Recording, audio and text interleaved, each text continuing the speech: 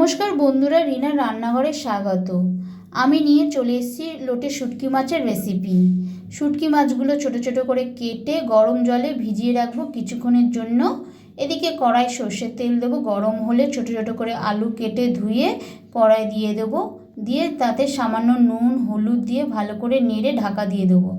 এবার যখন দেখব লাল লাল করে ভাজা হয়ে যাবে হালকা, তখন আলুগুলো তুলে নেব।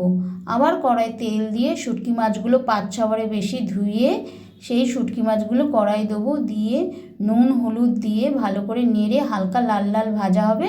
আবার মাছগুলো তুলে নেব, নিয়ে ওই কড়ার মধ্যে তেল দেবো, সর্ষের তেল দিয়ে পেঁয়াজ কুচানো দেবো, দিয়ে তাতে নুন দেবো, দিয়ে ভালো করে ভাজবো। ভেজে যখন পেঁয়াজটা লাল লাল হবে তখন আদা রসুন কাঁচা লঙ্কা বাটাটা দিয়ে দেবো, দিয়ে তাতে টমেটো কুচি কাঁচা লঙ্কা চেলা করে দেবো, দিয়ে নেড়ে তার মধ্যে দেবো জিরের গুঁড়ো, হলুদ,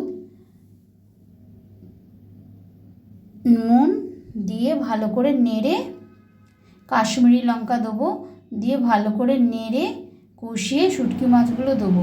শুটকি মাছগুলোর সাথে নেড়ে কিছুক্ষণ নেড়ে তারপরে আবার আলুগুলো দেবো, দিয়ে জল দিয়ে ভালো করে নেড়ে ঢাকা দিয়ে দেবো।